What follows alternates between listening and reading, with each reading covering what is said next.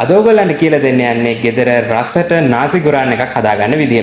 නාසි ගුරාන් ඊට පස්සේ කඩෙන් ගන්න ඕනේ නැහැ. ගෙදර හදලා රස බලන්න. ඔයගොල්ලෝ ලංකාවේ ඔයගොල්ලන්ගේ දිවේ රසට ගැලපෙන විදිහට මේක හදාගන්නේ ගෙදර කොහොමද කියලා මම ඔයගොල්ලන්ට කියලා දෙන්නම්. මාරම රස කෑමක් අනිවාර්යයෙන්ම try කරලා බලන්න. එන්න කියලා දෙන්නම් මාරම ලේසියෙන් මේක හදාගන්න පුළුවන්. හරි මම මෙතන chicken අරගෙන තියෙනවා. මම බත් ග්‍රෑම් 750කින් හදාගන්නේ. එතකොට මම chicken මෙතන අරන් තියෙනවා ග්‍රෑම් 500ක්. මම මේකට ලුණු එකතු කරගන්නවා. ඒ වගේම soy sauce එකතු කරගන්නවා. soy sauce මම මේස හැඳි එකමාරක් වගේ එකතු කරගත්තා. ඊට පස්සේ මේක mix කරලා season වෙන්න පැය භාගයක් වගේ මම තියාගන්නවා. හරි භාජනයක් ලිපේ තියාගන්නවා. අපි ඊට පස්සේ මේ භාජනයට මම තෙල් එකතු කරගන්නවා. ඔයගොල්ලෝ ගෙදර කන තෙල් එකක් එකතු කරගන්න. හරි ඊට පස්සේ අපි marinate කරගත්ත chicken එක මේකට එකතු කරගන්නවා තෙලට. අපි දැන් chicken එක brown color වෙනකන්, ඒ කියන්නේ light brown වෙනකන් fry කරගන්නවා. හරි ඔයගොල්ලන්ට පේනද chicken එක මේ ගානට fry වෙලා තියෙනවා, brown වෙලා තියෙනවා. අපි ඊට පස්සේ මේකට එකතු කරගන්නවා අනිත් අපේ ingredients ටික. මම මේකට පොඩිවට කපාගත්ත බීලුණු එකතු කරගන්නවා. ඊට පස්සේ මෙතන ginger මම අඟලක වගේ කෑල්ලක් chop කරගෙන තියෙනවා. ඊට පස්සේ මම garlic මේකට එකතු කරගන්නවා. garlic ගෙඩි භාගයක් වගේ chop කරලා තියෙනවා.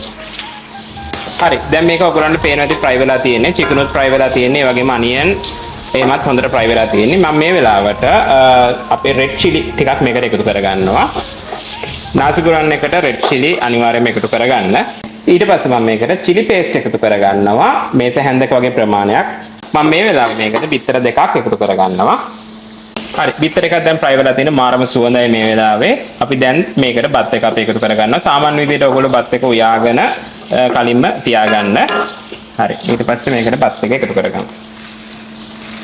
බත් එක එකතු කරගෙන මම මේකට soy sauce එකතු කරගන්නවා. මේස හැන්දි දෙකමාරක වගේ ප්‍රමාණයක් එකතු කරගන්නවා. ඊට පස්සේ sweet soy sauce එක එකතු කරගන්නවා. මේස හැන්දක වගේ ප්‍රමාණයක් එකතු කරගන්නවා. ඊට පස්සේ ලුණු පොඩ්ඩක් එකතු කරගන්නවා. soy sauce වල ලුණු තියෙන නිසා පරිස්සමෙන් එකතු කරගන්න. ලුණු වැඩි කරගන්න එපා. ඊට පස්සේ අපි මේක හොඳට mix කරගන්නවා. හරි මේ විදිහට මම හොඳට mix කරගත්තා. ඕගොල්ලන් ගින්දර පොඩක් වැඩි කරලා මේක කරගන්න. ඔයගොල්ලන් අතර කරාම සද්ද එනවා ඇති හාල් ඒ කියන්නේ බත් එක fry වෙනවා වගේ. එතකොට ඒ වගේ එන්න ඕනේ. මොකද ගින්දර අඩුවෙන් කරගන්න එපා. මේක හොඳට බත් එක fry වෙන්න ඕනේ.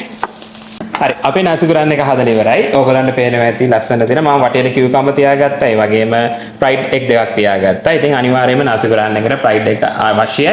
ඉතින් ඔයගොල්ලන්ට පුළුවන් ඊට පස්සේ රස බලන්න මේ විදිහට ලස්සන නාසි ගුරාන් එකක් හදලා ගෙදර කට්ටියත් එක්ක ඒ වගේම විශේෂ අවස්ථාවකට ඔයගොල්ලන්ට පුළුවන් රස බලන්න. ඉතින් අනිවාර්යයෙන්ම මේක උත්සාහ කරන්න අමතක කරන්න එපා.